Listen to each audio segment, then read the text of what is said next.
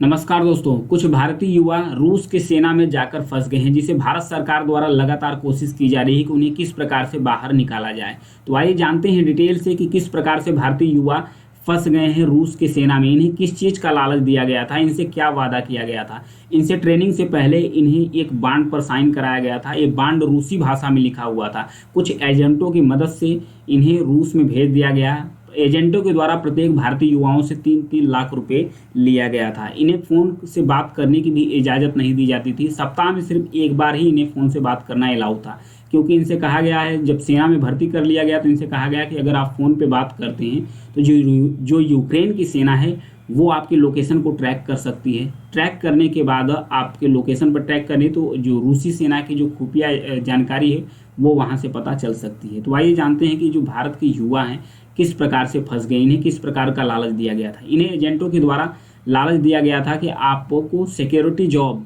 और हेल्पर की नौकरी करनी। आपको सिक्योरिटी जॉब और हेल्पर की जॉब मिलेगी, जो आप प्रत्येक महीने 1 से 1.5 लाख रुपए तक कमा सकते हैं। प्रत्येक महीने आप 1 से 1.5 लाख रुपए तक कमा सकते हैं।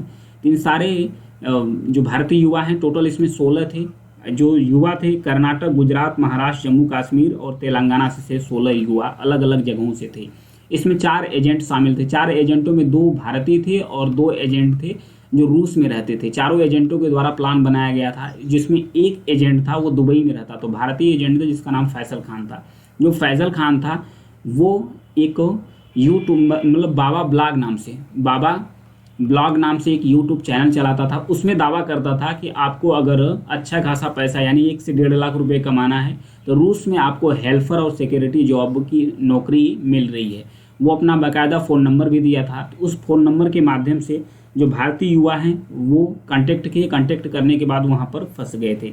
तो आइए जानते हैं कि कैसे उजागर हुआ, कैसे पता चला कि ये जो युवा हैं ये रूस में सैनिक के तौर पर काम कर रहे हैं। तो उसमें से 2 युवा हैं, मतलब युवाओं के द्वारा जैसे ही मौका मिला एक वीडियो बनाया गया। तो उसमें जो 2 वीडियो थी वो वायरल हो गई।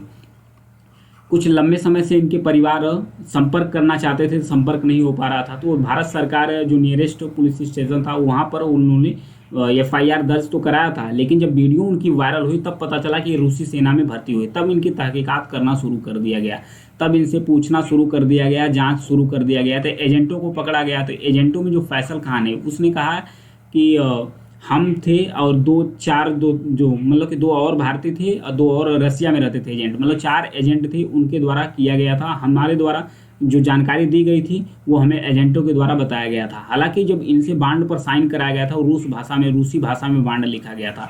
तो इन्हें एजेंटों पर भरोसा था। ये जो भारतीय युवा थे इन्हें एजेंटों पर भरोसा था कि एजेंट जो हैं वो हम उन पर भरोसा है कि सिक्योरिटी जॉब और हेल्पर का ही मतलब जॉब मिलेगा। जब उन्हें सेना में भर्ती कर लिया गया तो सेना में भर्ती तब उन्होंने एजेंटों से संपर्क किया तो उन्होंने कहा कि कोई घबराने की कोई बात नहीं है, तनाव लेने की कोई बात नहीं है, क्योंकि ये आपके जॉब का हिस्सा है। ये आपके जॉब का हिस्सा है, आपको सेना में नहीं ले जाया जाएगा। तो ऐसे में प्रश्न यह भी उठ रहा है, जब एजेंट्स से पूछा गया, जब भारतीय युवाओं से संपर्क किया गया तो उन्होंने बोला कि एजेंटों को 3-3 लाख रुपए दिया गया था। 3-3 लाख रुपए दिया गया था। जो बाबा ब्लॉग्स नाम से यूट्यूबर था, दुबई में रहता था, उससे पूछा गया तो उसने कहा कि सिर्फ मुझे 50 लाख रुपए मिला है। सिर्फ 50 लाख रुपए मिला है। बाकी के जो पैसे हैं रूस में जो रहने वाले एजेंट हैं उन्हें दे दिया गया है। जो रूस में रहने वाले एजेंट हैं उन्हें दे दिया गया है। तो इन सारे चीज़ों की जब छानबीन की गई तो पता चला, तो जब इनसे पूछा गया कि क्या इन्हें वागनर ग्रुप में भर्ती कर लिया गया है, तो पता चला कि वागनर ग्रुप में भर्ती नहीं किया गया। जब एक जो भारतीय युवा है अपने भाई को भारत में भेजा था, जो बांड पर क्या साइन कराया गया था, तो जब बांड को उन्होंने कन्वर्ट कराया अपनी भाषा में, हिंदी में या इंग्लिश में कन्वर्ट कराया गया, तो पता चला कि जो बांड पर लिखा हुआ है इसमें ये नहीं लिखा है कि आपको वागनर ग्रुप में भर्ती किया जा रहा है, आपको रूस की सेना में भर्ती किया गया है। ये वागनर ग्रुप है क्या? ये जो वागनर ग्रुप हैं जिसके प्रमुख थे प्रिगोजिन, हालांकि प्लेन क्रैश में वो मारे गए, तो प्रिगोजिन इसके हेड थे, अभी इनके दूसरे हेड हैं। ये प्राइवेट रूस की आर्मी है। जो वागनर ग्रुप है रूस की प्राइवेट आर्मी है। जब भी कभी कोई भी मामला गड़बड़ हो जाता है तो ये अपना आर्मी देते हैं। जो वागनर ग्रुप है ये अपनी सेना को रूस के बॉर्डर पर लगाते हैं, उसके लिए उन्हें पैसा लेते हैं सरकार के द्वारा, इससे इनके द्वारा पैसा लिया जाता है।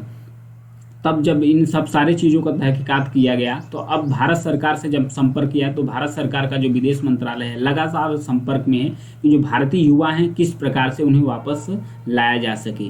तो ये है प्रिगोजिन जो हेड हैं, किसके, वागनर ग्रुप के हेड थे, इन्हें प्लेन क्रैश में मारा गया था।